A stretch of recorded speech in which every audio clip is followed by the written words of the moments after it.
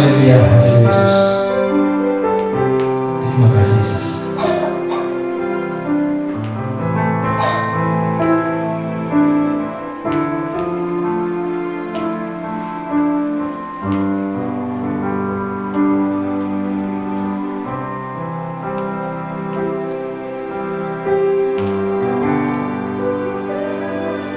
Indah rencana-Mu Tuhan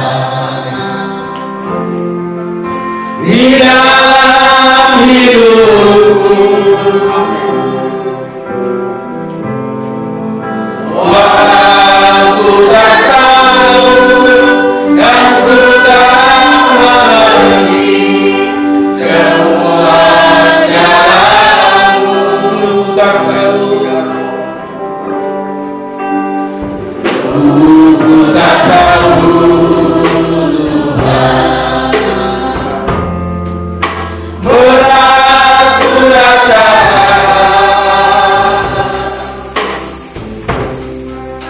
hati menderita dan berat berdaya, mengalami semua. Katakan tapi ku mengerti sekarang.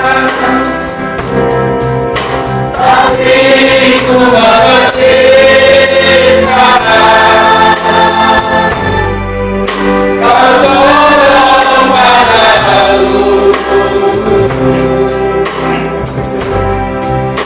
Kini ku melihat dan ku merasakan indah rencana-Mu, tapi ku mengerti. Tapi ku mengerti sekarang, Kau tolong padaku. Kini ku melihat dan ku merasakan indah rencana-Mu. Indah rencana-Mu Yesus.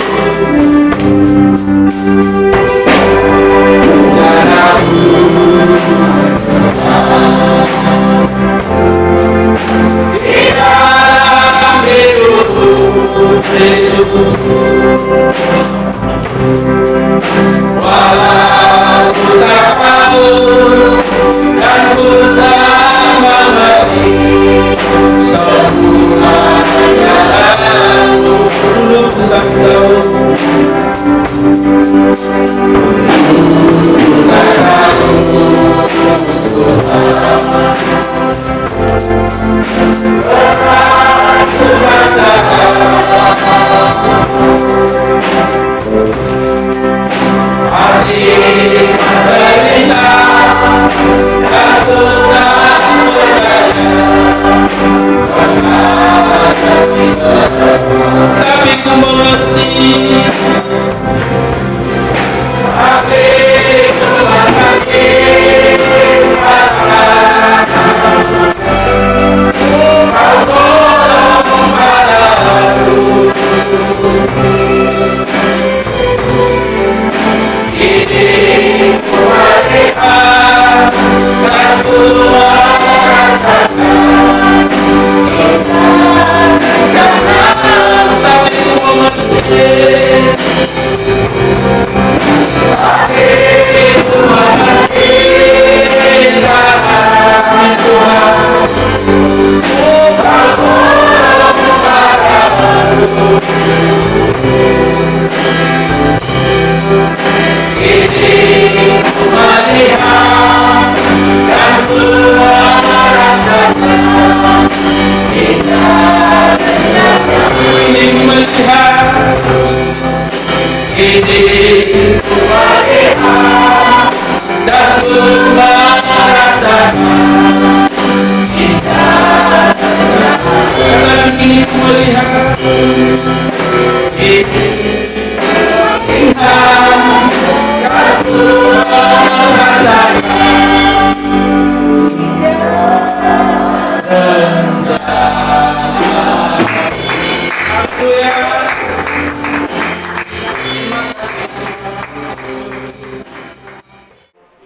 Tuhan, selamat pagi bagi kita semua. Ada haleluya. Haleluya. Ada haleluya. Haleluya. Mari segera siapkan hati, piring-piring rohani saudara untuk menerima kebenaran firman Allah. Yang sama-sama kita melihat di dalam Ibrani. Ibrani pasal yang ke-12. Ibrani pasal 12. Kita akan membaca ayat 26 sampai ayat 28. Ibrani pasal 12. Ibrani pasal 12 ayat 26 sampai 28. Baik, kalau sudah dapat, kalau tidak keberatan saya sebut kita bangkit berdiri untuk menghormati firman Allah. Lalu kita baca ayat ini, Yesaya 26 Bapak Ibu Saudara 27. Lalu 28 kita baca bersama-sama. Saya mulai dalam nama Tuhan Yesus. Waktu itu suaranya menggoncangkan bumi. Tetapi sekarang ia memberikan janji. Satu kali lagi aku akan menggoncangkan bukan hanya bumi saja, melainkan langit juga. Ungkapan satu kali lagi menunjukkan pada perubahan pada apa yang dapat digoncang, karena ia dijadikan supaya kita Ayat 28 sama-sama dengan serentak, dengan semangat kita baca bersama-sama. 3, 2, ya. Jadi karena kita menerima kerajaan yang tidak tergoncangkan, marilah kita mengucap syukur dan beribadah kepada Allah menurut cara yang berkenan kepada-Nya dengan hormat dan takut. Haleluya. Tuhan, silakan duduk. Saya akan mengambil satu judul, milikilah kerajaan yang tidak tergoncangkan. Satu kali kita akan dikumpulkan di satu tempat di mana rajanya Yesus, dan kerajaan itu nggak bisa digoncangkan.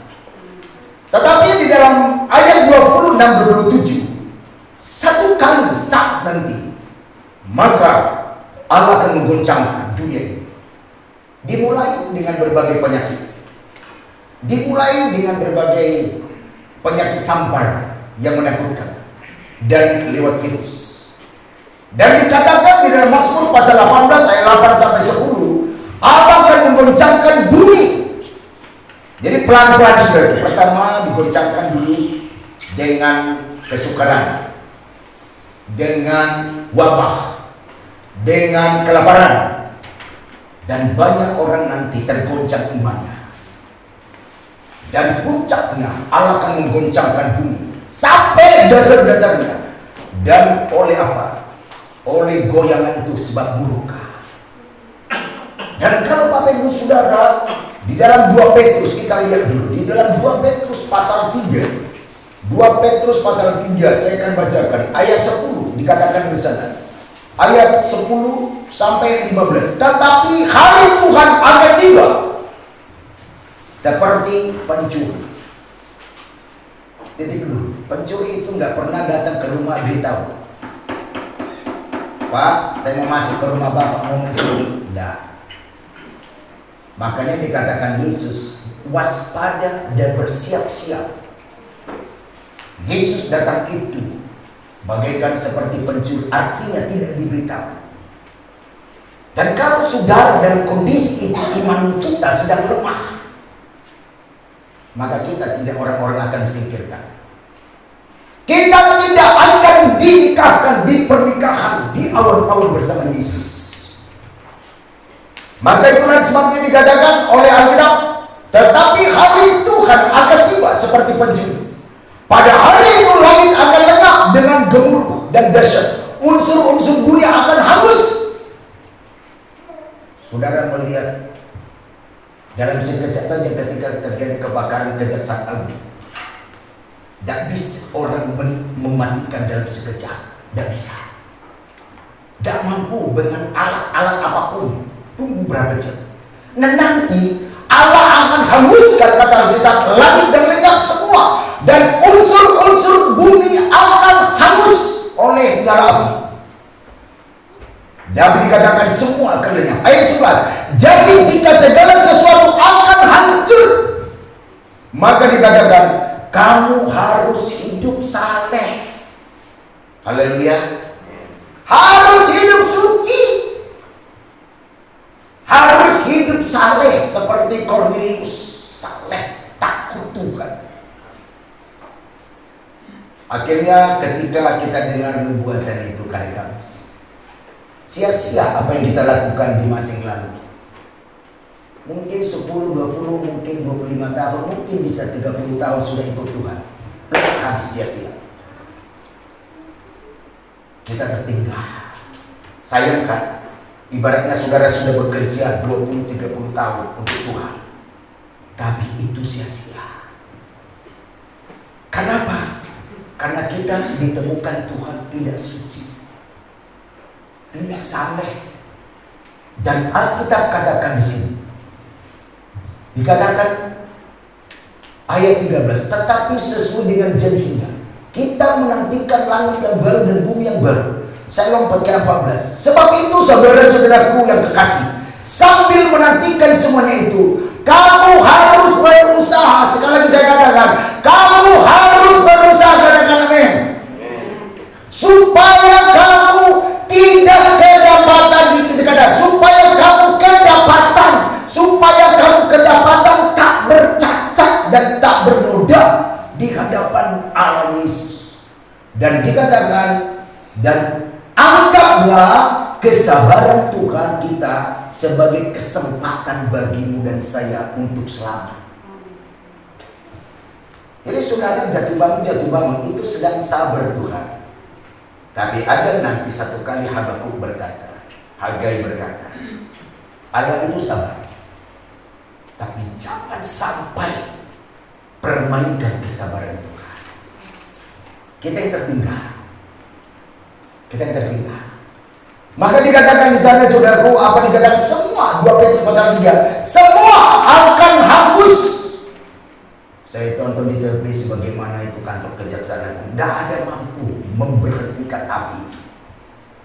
Cukup lama. Tapi nanti langit dan bumi yang terdiri 5 benua ini akan hangus. Nah saudara ada di mana? Kalau pada saat itu terjadi, saudara ada di mana? Apakah saudara ikut terbakar? Apakah saudara ikut dalam berkat Tuhan itu? Tapi doa saya, saudara sudah disingkirkan. Haleluya. Tidak ada yang bisa menahan. Tidak ada yang bisa menahan. Maka dikatakan, diberi kesempatan ayat 15. Anggaplah setiap apa yang diberi kesempatan ini membuat kita agar kita selamat. Nah ini saudaraku kesempatan. Maka dikatakan dalam Ibrani tadi bahwa semua akan digoncang, langit, bumi, unsur-unsurnya, laut semua, ekonomi, kesehatan semua, dan terakhir iman orang akan digoncang. Dan itu akan datang. Nah kalau saudara dan saya tidak pupuk dari sekarang iman kita, tidak kita kokohkan iman kita, maka kita akan tertinggal. Bukan langkah awal menentukan Bapak Ibu Saudara, tetapi langkah akhir. Haleluya. Hari ini mau sampaikan, kalau kita tahu semua akan digoncangkan Tuhan, semua akan tergoncang. Hanya satu yang tidak dapat digoncangkan, kerajaan Allah. Haleluya. Kerajaan Allah yang tidak dapat digoncang. Nah, sekarang bagaimana kita supaya kita masuk di kerajaan Allah itu? Itu menjadi goal. Bagaimana supaya Bapak Ibu Saudara dan saya masuk di kerajaan yang tidak tergoncangkan itu? Ada beberapa hal yang mau saya sampaikan supaya saudara dan saya masuk. Sebab saudara yang ikut doa kami sudah dengar baik-baik. Allah mempersiapkan mempelai wanitanya, Yesaya dan saudara. Dan dia mau supaya semua membersihkan diri dengan hidup benar, dengan hidup saling dukung-mendukung, topang-menopang. Seperti satu tubuh terdiri dari kepala, tangan, kaki, saling melengkapi. Tidak boleh berkata tangan lebih unggul daripada kaki, kepala lebih unggul daripada kaki. Satu tubuh Kristus melengkapi. Sebab kita adalah mempelai wanita. Dan itulah orang-orang seperti inilah nanti. yang akan masuk dalam kerajaan yang tak tergoncangkan. Apa yang mau kita lakukan supaya kita masuk di kerajaan tak tergoncangkan? Ada beberapa hal. Pertama adalah dengan dikatakan sana, beribadahlah kepada Tuhan dengan hidup dalam kebenaran dengan mengucap syukur. Haleluya. Beribadah. Adakah pagi ini menjelang siang saudara datang ke rumah Tuhan dengan rasa bersyukur? Haleluya. Rasa bersyukur. Sekalipun ada masalah, sekalipun ada tantangan, sekalipun mungkin ada kritikan, tekanan, tapi orang-orang yang masuk dalam kerajaan yang tak tergoncangkan hanya orang-orang yang tahu bersyukur. Tahu bersyukur. Pujian berkata bersyukur, tapi hati kita harus bersyukur. Kata bersyukur itu, saudaraku, bukan nanti kita ini sudah terjawab doanya, sudah ditolong. Kata bersyukur di sini yang adalah dalam bahasa aslinya karisomai. Dalam kondisi apapun selalu berterima kasih kepada Tuhan. Selalu berkata Tuhan itu baik. Tuhan itu baik. Dan dalam orang bersyukur itu adalah orang yang selalu bersukacita di dalam Tuhan. Itu bersyukur. Karisomai. Nah, dikatakan Bapak Ibu Saudara bahwa semua akan tergoncang dalam Ibrani pasal 2. Coba lihat, perhatikan Bapak Ibu Saudara sekarang ini. Ketika dengar baik-baik itu nubuatan dikatakan bahwa virus pandemi COVID-19, Tuhan tahu, Tuhan izinkan itu. Tetapi saya tangkap dari perkataan itu. Aku mau berhentikan dalam sekejap bisa, kata Tuhan. Tetapi supaya engkau terhindar dari pandemi COVID-19, supaya engkau terhindar dari goncangan-goncangan yang akan terjadi di dunia, milikilah 4 hal. Haleluya. Pertama, engkau harus memiliki hidup dalam kebenaran. Mari saya mengajak Bapak Ibu Saudara dalam Roma pasal 14. Roma pasal 14 dikatakan pada ayat yang ke-17. Kita baca bersama-sama. Roma pasal 14 ayat 17. Mari. 3, 2, ya. Sebab kerajaan Allah bukan soal makanan dan minuman, tetapi soal kebenaran, damai sejahtera, dan sukacita oleh Roh Kudus. Kalau ada Roh Kudus di dalam batin saudara dan saya, saudara itu adalah orang-orang yang memiliki ketenangan, memiliki sukacita. Biar di kebun tetap sukacita, biar di hidup tetap sukacita. Haleluya. Kalau kita cium, adakah Roh Kudus sedang memimpin kita? Roh Kudus itu membawa, dikatakan kebenaran. Roh Kudus itu membawa adalah damai, tenang. Roh Kudus itu membawa sukacita. Nah, kalau saya dan saudara galau dalam hidup ini, tanya, gak usah tanya orang, gak usah tanya Tuhan, tanya diri sendiri. Masih ada nggak Roh Kudus? Masih ada Roh Kudus. Selama orang hidup di dunia, jangan pernah berkata bahwa setiap manusia tidak ada masalah. Selama kita masih menginjakkan kaki di tanah, itu sudah dikatakan Tuhan ketika Adam jatuh dalam dosa, maka bersusah payahlah engkau, hai Adam, mencari nafkah. Tidak bisa dihapus itu pernyataan itu pernyataan Tuhan. Maka bersusah payahlah engkau, hai wanita Hawa, untuk engkau melahirkan. Maka debulah engkau makan ular, karena engkau menipu, membohongi Hawa itu dan Adam. Tapi ketika Yesus datang, maka Yesus memudahkan saudara agar kesusahanmu itu pelan demi pelan ditolong oleh Tuhan. Haleluya. Itu sudah dipatenkan, harus susah. Kalau enggak, itu kejadian salah dong. Di dalam kejadian sudah jelas susah payah karena sudah jatuh dalam dosa. Kecuali Adam kalau tidak jatuh dalam dosa, maka saudara sampai hari ini nggak susah cari makan, nggak susah cari kerja, nggak susah cari uang. Kipas-kipas itu uang datang kalau tidak jatuh dalam dosa. Tapi karena sudah jatuh dalam dosa, maka manusia itu akan susah. Mau kaya, mau miskin, mau besar, mau kecil, susah. Tinggal masing-masing kesusahannya. Tetapi puji Tuhan, dengan datangnya Yesus, maka Yesus merupakan pemuda agar kesusahan saudara diperingan. Haleluya. Itulah sebabnya maka dikatakan di sini Bapak Ibu Saudara dalam Roma pasal 14, kerajaan Allah itu yang tidak tergoncangkan itu adalah kebenaran. Mari kita lihat dalam Mazmur 119. Kita baca bersama-sama lagi. Mazmur 119 ayat 160. Ayat 160. Mari. Kita banyak belajar, tahu banyak isi Alkitab. Jadi kalau ketika saudara ada masalah, saudara ingat firman ini. Mazmur 119 ayat 160. Ayat 160. Mari. Kita baca bersama-sama. 3, 2, ya. Dasar firman-Mu adalah kebenaran, dan segala hukum-hukum-Mu yang adil adalah untuk selama-lamanya. Jadi untuk hidup dalam kebenaran ini firman jangan dikesampingkan. Ini firman jangan dianggap nomor 2.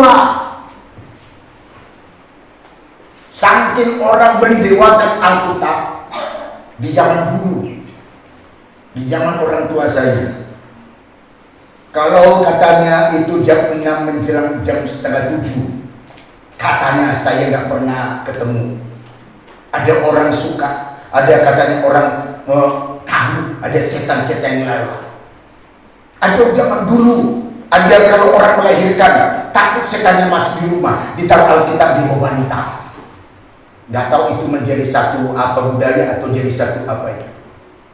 Jangan dulu, tapi sekarang sudah pola pikir manusia sudah mulai maju. Saking mereka mendewakan ini Alkitab. Tapi saya tidak berkata seperti itu.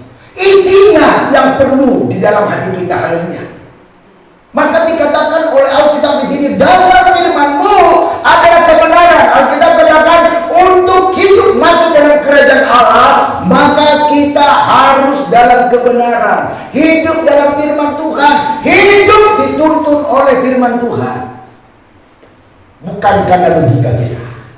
Maka kalau kita hidup dalam kebenaran firman Tuhan, disitulah kita menemukan dalam Roma pasal 14 ada damai sejahtera, irena, ketenangan. Jangan sampai saudara punya Roh Kudus tapi tidak ada ketenangan. Orang yang punya Roh Kudus hatinya harus tenang. Haleluya. Orang yang punya Roh Kudus hatinya harus mengalami sukacita. Kan dikatakan jelas Bapak Ibu Saudara, agar kita tidak lupa. Saya bacakan sekali lagi supaya kita tidak lupa. Dalam Roma 14:17, kerajaan Allah bukan soal makan minuman. Kerajaan Allah soal kebenaran. Kebenaran itu firman. Firman itu Yohanes 1:1 Yesus. Yohanes 1:5 katakan kalau ada Yesus tinggal bersamamu sampai 7 kali. Firman-Ku tinggal padamu 7 kali dikatakan. Firman-Ku, Yesus itu tinggal di dalam batinmu. Minta saja apa saja yang kamu kehendaki, maka Tuhan mengabulkannya. Menjadi pertanyaan, adakah firman itu tinggal? Atau firman itu hanya sekedar lukisan? Atau firman itu hanya pajangan? Tetapi dikatakan harus kita memiliki kerajaan di mana ada kebenaran. Dan saudara dikatakan di sana, coba kita lihat apa dikatakan Yesaya. Mari, kalau ada yang temukan Yesaya 32 ayat 17. Yesaya 32 ayat 17. Apa dikatakan di sana? Siapa yang cepat dapat silakan baca. Yesaya 32 ayat 17. Di mana ada kebenaran, di Ya. situ akan tumbuh damai sejahtera, dan akibat kebenaran ialah ketenangan dan ketentraman untuk selama-lamanya. Ya, haleluya. Ya, dikatakan di mana ada kebenaran. Kebenaran itu Yesus. Tapi seringkali manusia membenarkan diri. Tahukah saudara, ketika Hawa jatuh dalam dosa, dia tidak mau dipersalahkan. Maka Hawa katakan, Tuhan, ular ini yang menipu saya. Dan Hawa tidak mau dia hanya sendiri korban. Buah itu dia kasih kepada Adam. Lalu Tuhan katakan, Adam, bukankah saya berkata kepadamu, Adam, seluruh buah yang ada di seluruh taman Eden boleh makan, tetapi yang di tengah taman ini nggak boleh makan, buah pengetahuan yang baik dan benar. Lalu Hawa ditipu oleh ular. Ular zaman dulu bisa ngomong. Saya nggak tahu bahasa apa itu. Apakah bahasa Spanyol atau bahasa Jerika atau bahasa Ibrani, nggak tahu saya. Bahasa ular dengan Adam. Tapi zaman dulu ular bisa bicara dengan Hawa dan Adam, bisa berkomunikasi. Ular ngomong kepada Adam, ular ngomong kepada Hawa, tidak apa-apa, makan saja. Lalu Hawa pun tidak mau dia sendiri, dia kasih kepada Adam. Ketika Tuhan datang di tengah-tengah taman, Adam, ada di mana? Saya di sini, Tuhan. Kenapa engkau makan buah yang saya larang? Ini membenarkan diri Adam. Tuhan, bukan saya. Ini istri yang kau berikan kepada saya, itulah yang memberikan buah itu. Datang Tuhan kepada Hawa. Hawa, kenapa kamu beri buah itu, kamu petik, kamu beri kepada suamimu? Bukan saya, ular. Jadi dua-dua semua membenarkan diri. Tapi saya mau berkata, kita mau seperti Yesus, hidup dalam kebenaran, bukan membenarkan diri. Haleluya. Dan Alkitab katakan di sini bahwa untuk kita masuk dalam kerajaan Allah dengan mengucap syukur dalam hidup kebenaran. Saudara dengar baik-baik waktu kita 2 Kamis. Untuk melawan, untuk menghindari dari pandemi COVID-19. Engkau tidak perlu bersusah-susah, hiduplah dalam kebenaran. Di dalam kebenaran itu adalah Yesus. Di dalam Yesus itulah pokok anggur. Dan dikatakan di dalam kebenaran itu ada ketenangan, ketentraman untuk selamanya. Sekarang tanya Bapak Ibu Saudara hatimu, ketika engkau sudah mulai gelisah dengan keadaan dunia ini, dengan keadaan masalah ini, sebenarnya kita berkata di mana kebenaran? Nah, tanya pada diri kita, saya ini masih hidup dalam kebenaran apa tidak? Saya percaya kalau orang hidup dalam kebenaran, pasti orang itu tenang. Haleluya. Orang itu tenang. Orang itu tenang. Dan dikatakan berikutnya, orang itu sukacita. Di dalam Amsal pasal 17 ayat 22, hati yang ada sukacita adalah obat yang paling manjur. Haleluya. Jadi kalau sukacita saudara, berapa persen lah kekuatan obat itu dari dokter? Tapi Alkitab katakan dalam Amsal pasal 17 yang dibaca di rumah, ayat 22, hati yang gembira adalah obat yang manjur. Amsal pasal 15 ayat 13, hati yang gembira membuat wajahmu berseri-seri. Haleluya. Engkau tidak ke salon tapi kelihatan seperti dari salon, karena wajahmu berseri-seri. Engkau baru keluar dari salon tapi wajahmu cemberut karena engkau tidak berseri. Karena apa? Wajahmu keluar dari salon tapi hatimu tidak berseri-seri, tidak sukacita. Mau masuk kerajaan Allah? Haleluya. Maka hiduplah benar, hidup dalam firman, hidup dalam ketenangan. Dan itu satu paket, saudara. Coba lihat orang-orang yang sakit. Saya pernah tonton itu, satu bapak saya pernah katakan, dokter katakan dia terserang COVID-19. Lalu dia katakan kepada dokter, saya karantina saja di rumah, karantina mandiri, saya mau saya masuk. Dia cuma makan vitamin C yang harga murah. Tapi dia bersuka cita, dia memuji Tuhan, saya percaya Roh Kudus akan menolong saya, Roh Kudus menolong saya. Dia karantinakan dirinya, dia makan vitamin, dia makan makanan buah-buahan. Tubuhnya sedang diserang COVID-19. Tapi saat dia berdoa, Roh Kudus masuk di dalam tubuhnya. Dia menyembah Tuhan, dia menikmati kehadiran Allah. Dan dia rasakan seperti hangat tubuhnya. Dan 1 minggu kemudian dicek dokter. Dia katakan, Bapak berobat di mana? Kenapa? Sekarang sudah negatif. Itu pekerjaan Roh Kudus. Karena di dalam batinnya ada sukacita melawan penyakit itu. Haleluya. Jadi ini dengar baik-baik Bapak Ibu Saudara. Hati yang gembira, obat yang paling manjur. Tidak ada dijual itu di apotek. Tidak ada dijual itu resep dokter. Tapi ada di dalam Alkitab saudara. Ada di dalam hidup saudara yang selama ini tertutup, yang selama ini dicengkram oleh masalah. Sehingga gembira itu gak muncul. Masalah, bentakan masalah. Sehingga kegembiraan itu gak nongol. Kita mau semua nanti masuk dalam kerajaan Allah. Haleluya. Masuk. Tapi milikilah kebenaran. Miliki kebenaran. Dan miliki ketentraman dan kesejahteraan. Itu pertama saudara. Kedua, untuk kita masuk kerajaan Allah, saya dan Bapak Ibu Saudara harus memiliki ketaatan. Ketaatan. Khotbah saya siang ini saudaraku hanya mengikuti apa kata Tuhan pada 2 kita hari Kamis. Ketaatan. Definisi ketaatan ada beberapa poin. Pertama, orang yang taat pasti orang yang patuh. Haleluya. Orang yang taat pasti orang itu nurut. Orang yang taat pasti orang itu tidak suka membantah. Itu taat.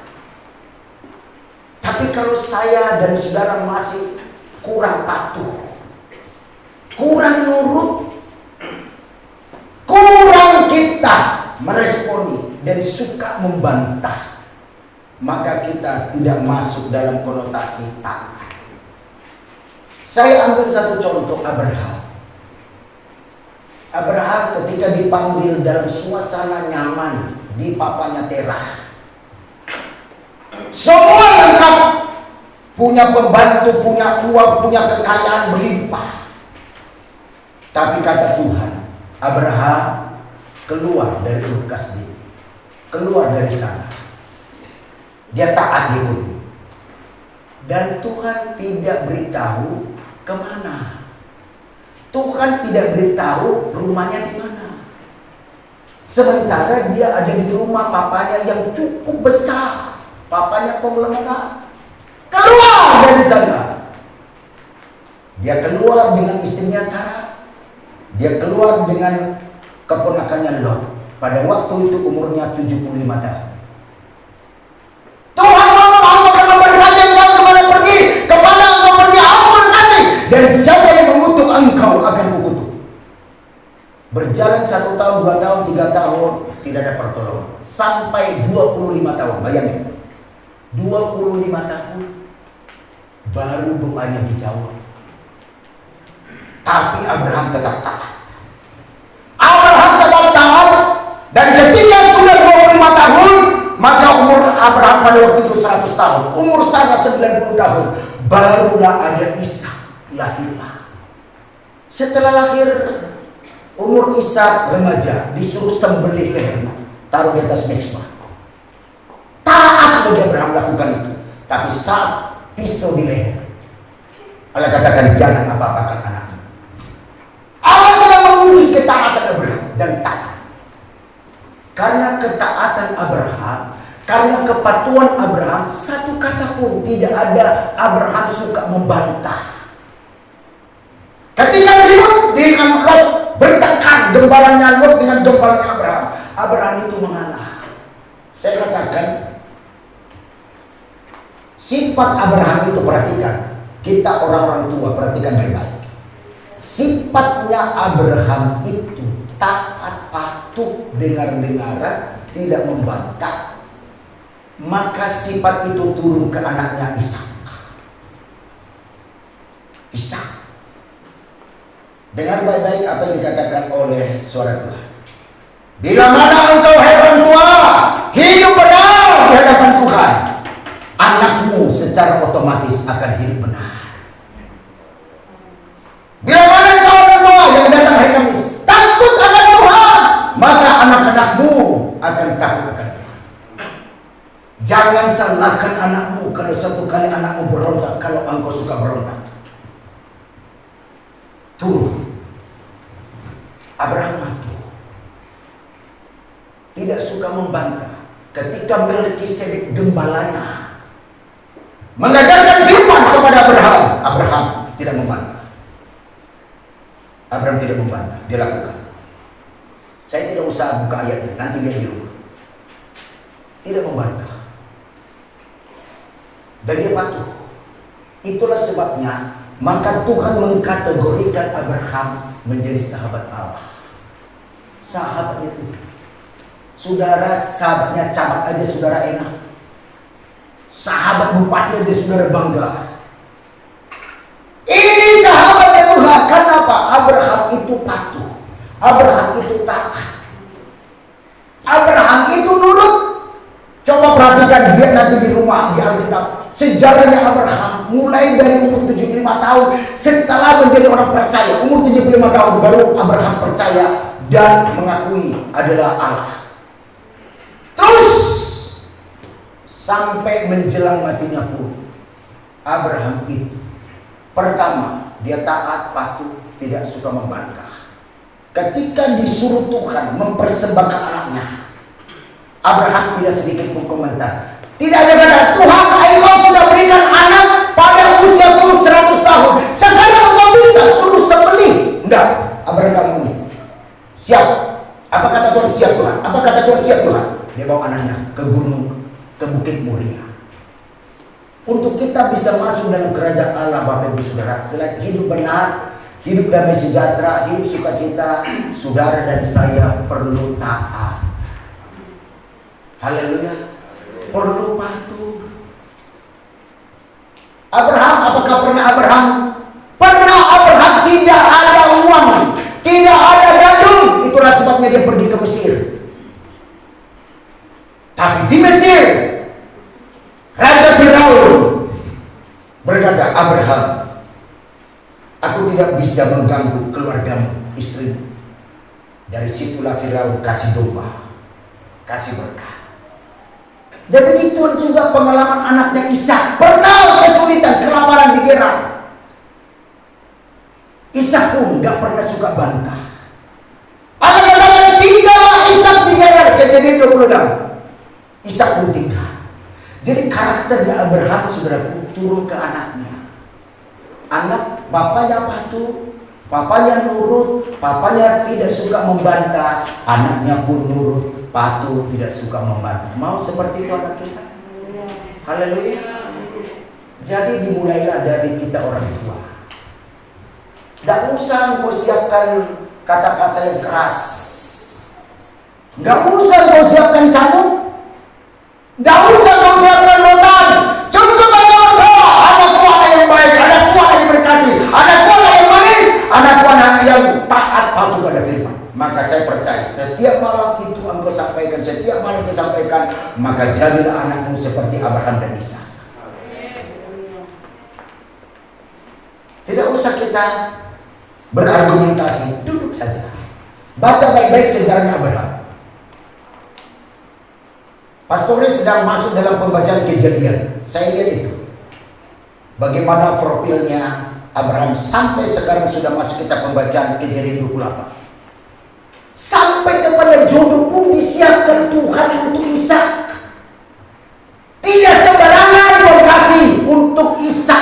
kuat. Sampai kepada anaknya Ishak pun Yakub Tuhan siapkan. Balik cucunya Abraham. Bayangin sampai cucunya Abraham pun Tuhan siapkan jodoh. Walaupun Abraham sudah meninggal. Bayangin Abraham itu karena dia taat patuh, dulu tidak membantah. Sampai anaknya pun yang cucunya Yakub. Tahukah saudara, setelah dewasa hampir umur 30 sekian Ishak, lalu dipanggillah pembantu seniornya. Tolong pergi kamu ke kotanya saudaraku Nahor. Bawa unta. Cari di sana. Bagaimana supaya dapat jodoh untuk anakku Ishak. Lalu pembantunya ini berkata, Tuhan, kalau ada nanti wanita ketemu, kalau wanita ini nanti memberikan saya minum dan unta-unta ini, berarti itulah jodohnya untuk anaknya Tuanku. Di perjalanan ketemu wanita-wanita dari kampung itu keluar ambil air. Lalu ketemulah di sana Ribka, ketemu Rahel, Ribka. Dan waktu itu dikasih minum.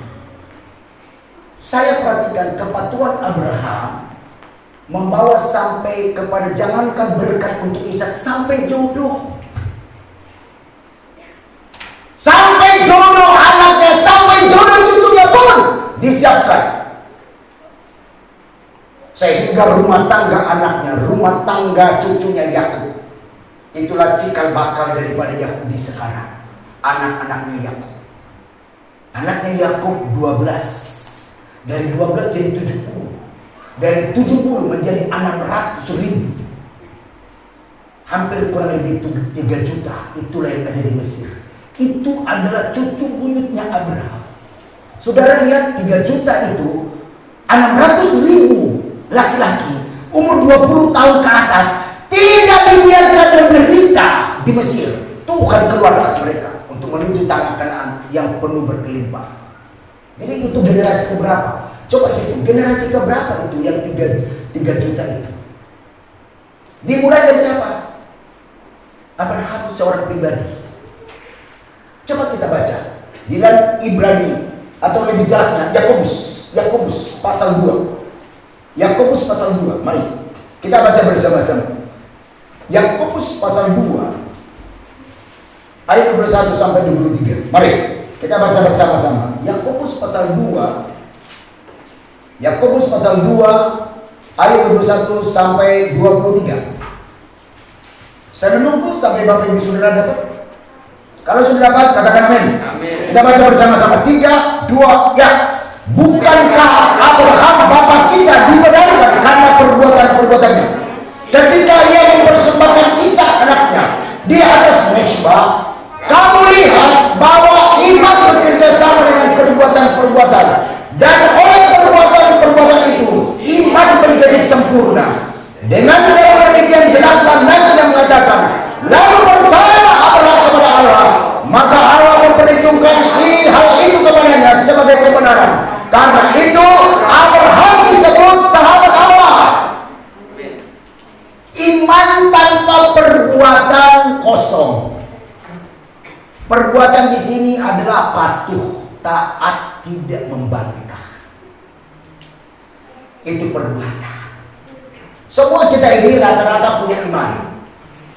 Mau 2%, mau 5%, mau 7%, mau 10%, mau 100%. Itu tergantung kadar saudara. Tapi adakah imanmu, katakan yang 100% itu? Adakah imanmu disertai perbuatan? Alkitab katakan, walaupun hewan imanmu, kata Alkitab ayat sebelumnya, kalau engkau tidak berbuah, maka itu kosong. Kita di situ luar biasa ya, nasihat-nasihat dari Tuhan. Jangan engkau berkata itu, kata Tuhan. Jangan engkau berkata Tuhan tidak tolong saya. Bagaimana saya mau berbuat Tuhan? Saya aja masih susah. Saya cuma mengcopy ya.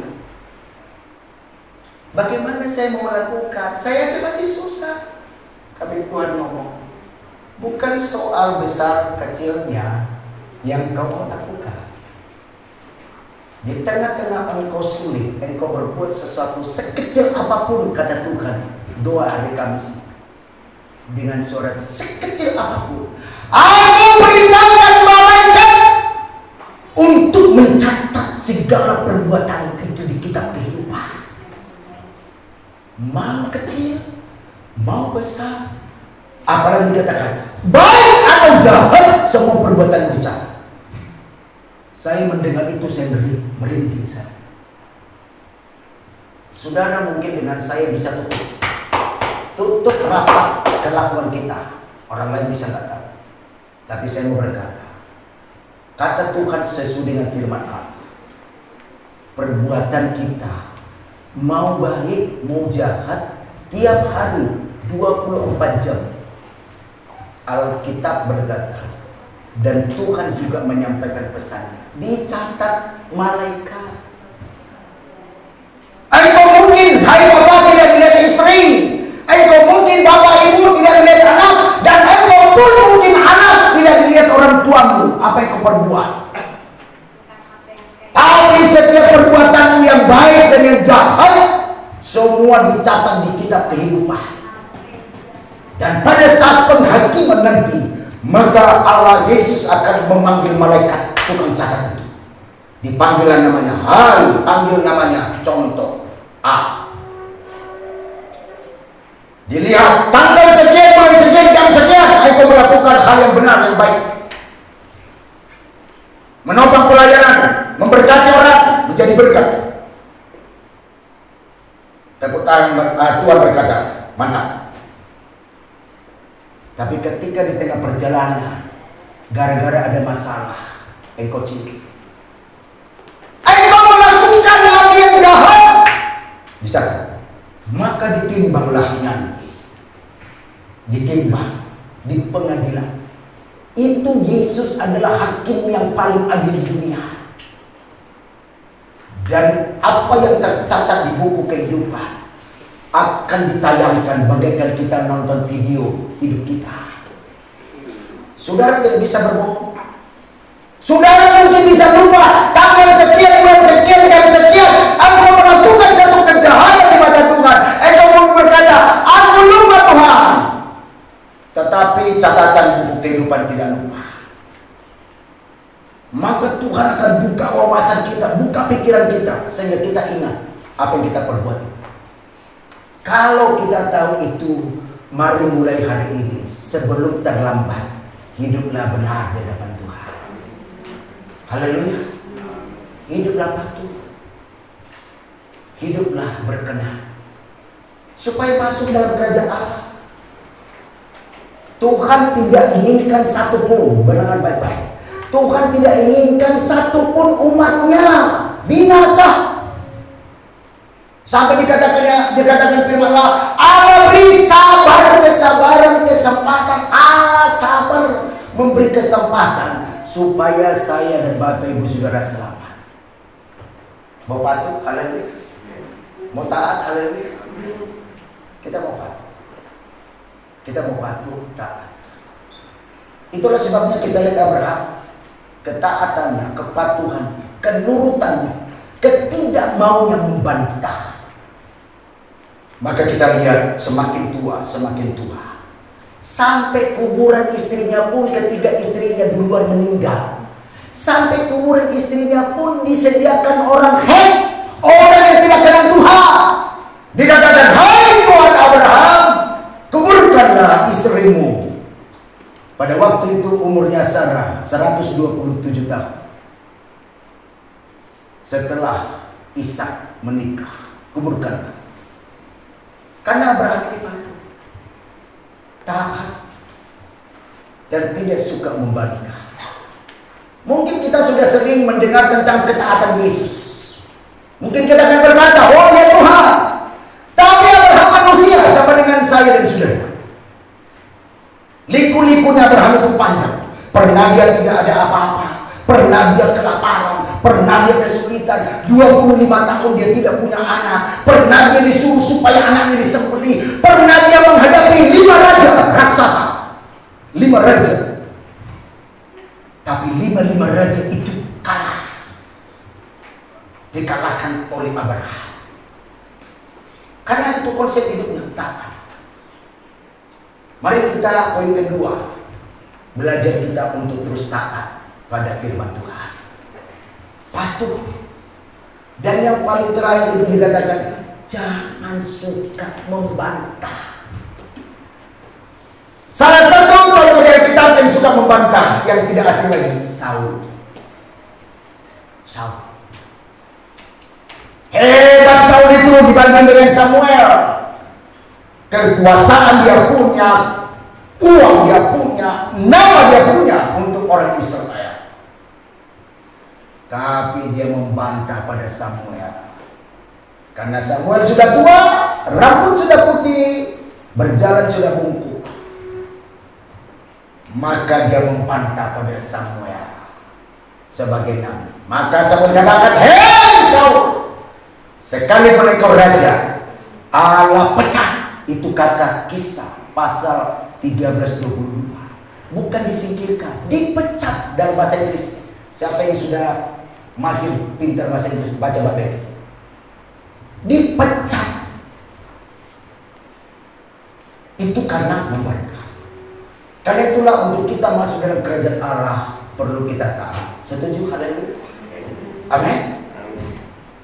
Definisi taat, saya ulang sekali lagi sebelum saya baca ayatnya. Definisi taat itu patuh. Kepatuhan kita tidak memandang kulit. Kepatuhan kita bukan memandang status. Kepatuhan kita adalah karena firman. Haleluya. Kepatuhan kita bukan karena gereja. Kepatuhan saudara adalah karena firman.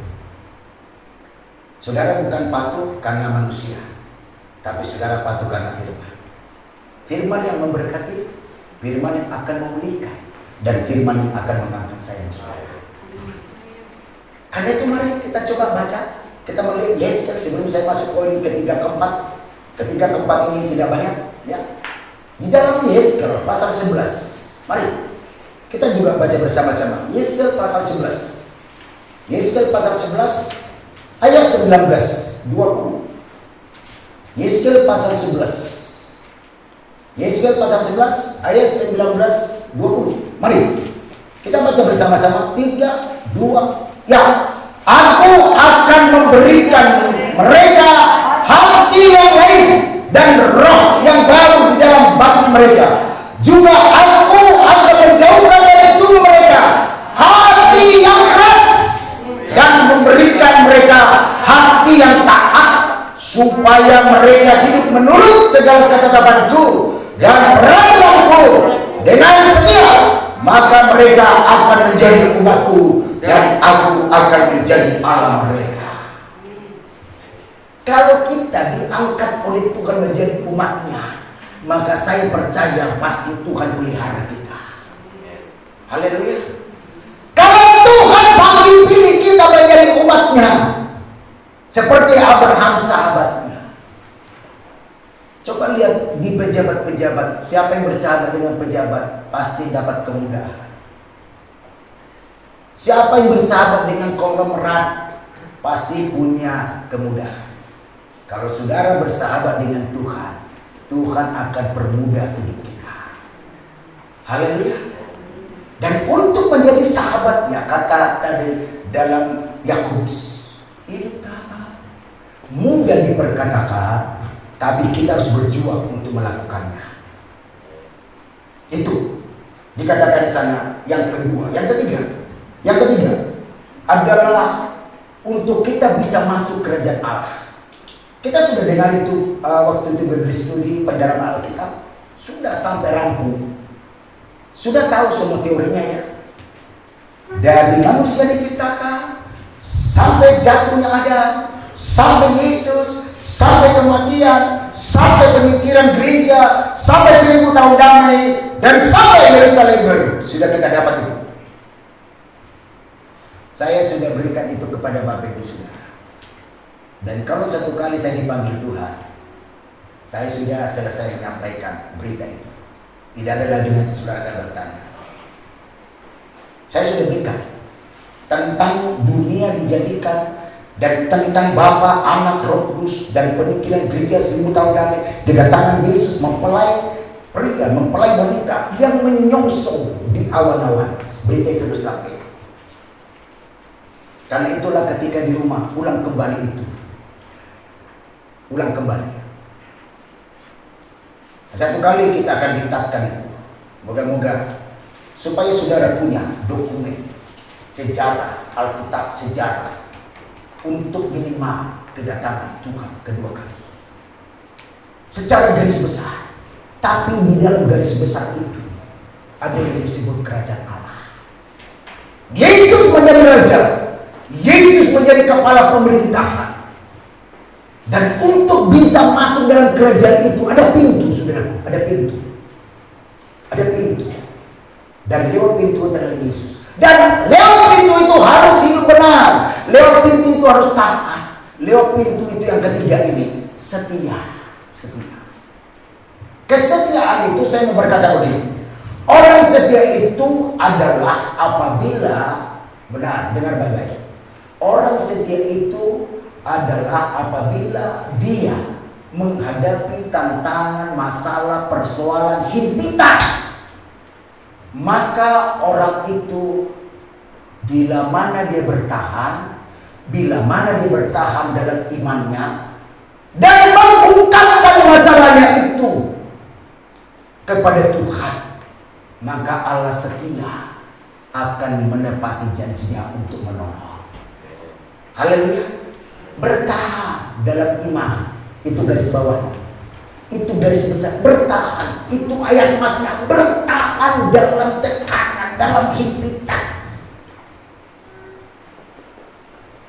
Ada dua di Alkitab contoh yang tidak mau bertahan dalam himpitan. Pertama Yunus, kedua Naomi. Ketika dia tidak bisa bertahan dalam himpitan, maka Yunus ditelan ikan besar 3 hari 3 malam. Ketika Naomi dalam kesulitan, kelaparan, dia tidak mau bertahan di Bethlehem. Bethlehem itu rumah roti. Maka dia 10 tahun korban pertama suaminya, korban kedua anaknya, korban ketiga anaknya, Kilion dan Mahlon. Menentunya Orpa tinggalkan dia. Masih ada untungnya Ruth bisa menemani dia. Ini yang tidak bisa bertahan dalam penderitaan. Ini yang gak bisa tahan. Dan banyak contoh-contoh di Alkitab. Tapi untuk kita jadi orang setia, mari bertahan dalam setiap tekanan. Haleluya. Minimal bertahan. Minimal bertahan.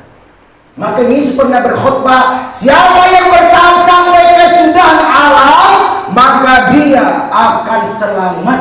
Haleluya. Itu khotbah Yesus tentang akhir zaman. Dan ini sudah kalau baca baik-baik Ibrani pasal 12, semua akan goncang, saudara. Semua akan goncang. Saudara setuju atau tidak setuju, saudara terima atau tidak terima, maka ini apa yang tertulis di sini di Wahyu akan digenapi. Langit dan bumi akan runtuh, gemuruh akan menggoncangkan dunia, dan dunia ini akan dibakar hangus. Dan terus menerus akan terjadi murka, dan puncaknya di situ. Unsur bumi hancur, lebu, langit runtuh. Saudara mau kemana? Kalau langit runtuh menimpa dunia, kemana saudara? Seluruh planet yang di atas runtuh ke bawah. Tapi ada satu tempat di mana tidak ada keruntuhan, yaitu padang gurun. Disitulah saya dan saudara dikumpulkan Tuhan nanti. Haleluya. Sebelum ke surga. Tapi orang-orang yang ke sana adalah orang dalam kebenaran. Orang-orang di sana adalah orang-orang yang patuh. Orang-orang di sana adalah orang-orang yang setia. Haleluya. Coba kita lihat Mazmur 146. Mari kita baca bersama-sama. Mazmur 146 sebelum saya tutup pada poin keempat. Mazmur 145 ayat 18. Kita baca bersama-sama. Ayat 18. Ya, kita baca bersama-sama. Mazmur 145 ayat 18. Ya. 3, 2, ya. Tuhan dekat pada setiap orang yang berseru kepadanya. Pada setiap orang yang berseru kepadanya dalam kesetiaan. Ada haleluya. Jadi kalau saudara musim-musiman berseru, musim-musiman berdoa, itu namanya bukan setia. Saudara harus setia secara kontinu. Selama zaman COVID ya, sampai hari ini saya percaya saudara masih suka mixbah keluar dari rumah. Haleluya. Itu kesetiaan. Dan doa saya sampai berlalu pun nanti COVID ini selalu tetap ada mixbah keluarga saudara. Itu kesetiaan. Itulah sebabnya karena saudara setia, Tuhan lindungi keluarga kita, Tuhan lindungi rumah tangga kita, Tuhan lindungi anak-anak kita. Dan saya percaya Tuhan tetap lindungi sampai ekonomi kita. Dan itulah maka dikatakan Tuhan dekat. Tuhan sangat dekat. Setiap orang yang berseru, bukan sekedar, tapi berseru dengan kesetiaan. Ada lagu lama berkata, setia, setialah, setia sampai mati. Itu lagu Panteros dan setia, setialah, setia sampai akhir. Nah, kita lihat di dalam Wahyu. Di dalam Wahyu, mari kita baca juga Wahyu pasal 17. Wahyu pasal 17 ayat yang ke-14. Wahyu pasal 17 ayat 14. Kita juga baca bersama-sama. Wahyu pasal 17 ayat 14. Mari kita baca Wahyu pasal 17 ayat 14. 3, 2, ya. Mereka akan berperang melawan anak domba, tetapi anak domba itu akan mengalahkan mereka, karena ia adalah Tuhan di atas segala Tuhan dan Raja di atas segala Raja. Mereka yang bersama-sama dengan dia juga akan menang, yaitu mereka yang terpanggil, yang telah memilih, dan yang setia. Haleluya. Saudara mungkin berkata, oh puji Tuhan saya sudah dipanggil, puji Tuhan saya termasuk umat pilihan Tuhan. Tapi tidak cukup hanya di situ. Benar saudara sudah dipanggil jadi umatnya. Benar dari sekian 8 atau mungkin lebih 8 miliar saudara dipilih jadi umatnya. Tapi tidak cukup hanya sebatas dipanggil dipilih. Saudara dan saya harus pada ujungnya setia. Yang setia inilah yang akan menang. Setia inilah nanti yang akan sama-sama memerintah dengan Yesus. Nah kalau saudara hanya sebatas dipanggil, dipilih, itu belum tentu bisa masuk. Tetapi kalau saudara dan saya setia, itulah orang berkemenangan. Mau setia, haleluya? Mari. Itu yang ketiga. Yang terakhir, bahwa orang yang masuk dalam kerajaan Allah, yang terakhir, adalah orang yang sungguh-sungguh percaya. Pistewo, orang yang sungguh-sungguh bersandar pada Tuhan. Mari, beberapa ayat saya akan tutup. Di dalam 2 Tawarik. 2 Tawarik pasal 20. 2 Tawarik pasal 20 ayat 20. Kita juga baca bersama-sama. 2 Tawarik pasal 20 ayat 20. 2 Tawarik pasal 20 ayat 20. Mari. 2 Tawarik pasal 20 ayat 20. Ya. 3, 2, ya. Keesokan harinya pagi-pagi mereka maju menuju pada gunung Tekwa. Ketika mereka hendak berangkat, berdirilah Yosafat dan berkata, dengar hai Yehuda dan penduduk Yerusalem, percayalah kepada Tuhan Allahmu dan kamu akan tetap teguh. Percayalah kepada nabi-nabinya dan kamu akan berhasil. Haleluya. Yosafat mau melawan musuh Bani Amon dan Moab, tidak pakai senjata. Cukup bernyanyi, maka musuhnya kalah. Maka Yosafat berkata, percayalah kepada Tuhan Allahmu, kamu akan tetap teguh. Dalam bahasa Ibrani, teguh itu disebut aman.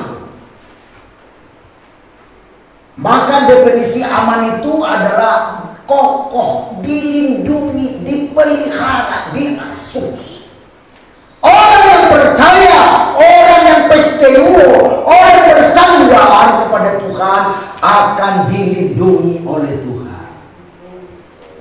Akan diasuh. Tahu saudara, kalau diasuh, diboboin, disayang, dipelihara, disiapkan apa kebutuhan. Seperti seorang ibu mengasuh anak yang baik, tidak akan dibiarkan anaknya menangis.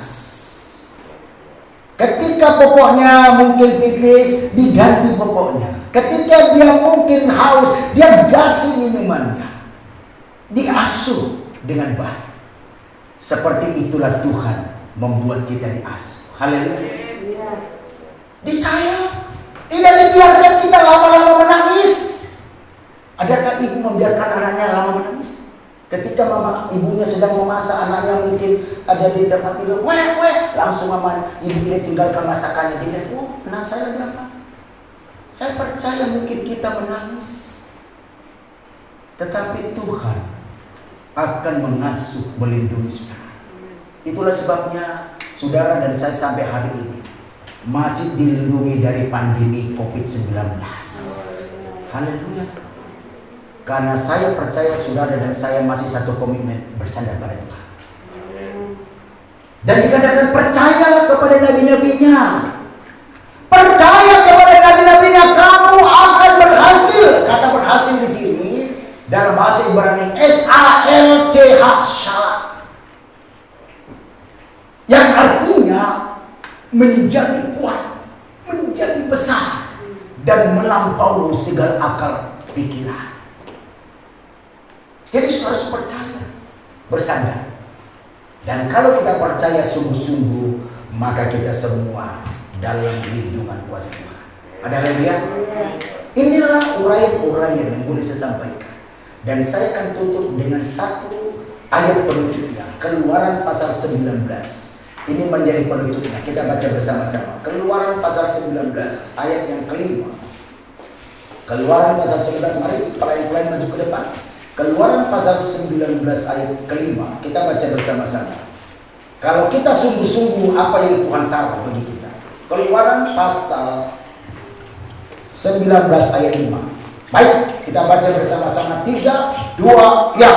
Jadi sekarang, jika kamu sungguh-sungguh mendengarkan firman-Ku dan berpegang pada perjanjian-Ku, maka aku akan menjadi harta kesayangan-Ku sendiri dari antara segala bangsa, sebab akulah yang mempunyai seluruh bumi. Haleluya. Saudara saja punya handphone, mau itu harga 1 juta, apalagi kalau harga 45 juta, pasti begitu mungkin layarnya kotor, saudara ambil tisu. Sayang banget saudara, apalagi saudara punya handphone mahal. Saudara oles, benar apa benar? Karena itu termasuk harta kesayanganmu. Saudara tidak akan biarkan itu tergores. Saudara berusaha untuk itu tidak jatuh. Saudara berusaha untuk tidak handphone itu kotor. Itu baru benda mati. Kalau kita sungguh-sungguh pada firman Tuhan, berpegang pada firman, maka saya dan Bapak Ibu Saudara harta kesayangan Tuhan. Haleluya. Saudara punya, ibu-ibu yang punya harta kesayangan, contoh misalnya mas kalau saudara punya cincin gelang, tidak mungkin saudara simpan itu di toilet, tidak mungkin saudara simpan di dapur, pasti saudara simpan di lemari, jaga baik-baik. Itu harta kamu saudara. Dan saya percaya kita menjadi harta karunia Tuhan. Disimpan, dipelihara, dilindungi, ditempatkan di tempat yang indah. Mau saudara dilakukan Tuhan seperti itu? Haleluya. Kan itu sungguh-sungguhlah. Sungguh-sungguh. Kalau kita sungguh-sungguh, maka pandanglah kepada Yesus. Jangan pandang kiri kanan. Ada sebuah lagu Pantai Kostalama. Pandang saja pada Tuhan, jangan menoleh ke belakang. Jangan pandang salah orang lain, pandang saja Yesus. Haleluya. Itu lagu Pantekosta dulu. Kalau mama saya nyanyi, pandang saja pada Tuhan, jangan menoleh seperti istilah. Jangan pandang salah orang lain, pandang saja Yesus. Setuju? Haleluya. Kalau kita pandang Yesus, kita menjadi harta kesayangan. Mau jadi harta kesayangan Tuhan? Biarlah Roh Kudus menolong kita semua. Inilah yang boleh saya sampaikan. Kiranya di hati kita masing-masing Roh Kudus bekerja supaya saya melengkapi, ya. Saya melengkapi apa kata Tuhan lewat 2 kitab Kamus. Itu satu perkataan, tapi saya ambil dari isi Alkitab. Supaya saya dan saudara hidup di dalam kerajaan yang tak tergoncangkan itu. Dan milikilah 4 poin. Tuhan Yesus memberkati kita semua. Tuhan Yesus menolong kita semua. Mari sama-sama kita mau menyembah Tuhan. Siapkan hatimu untuk masuk dalam hadirat Allah. Kita sama-sama bangkit berdiri. Kita mau menyembah Dia. Kita mau mengabulkan Dia. Kita mau memuliakan Dia.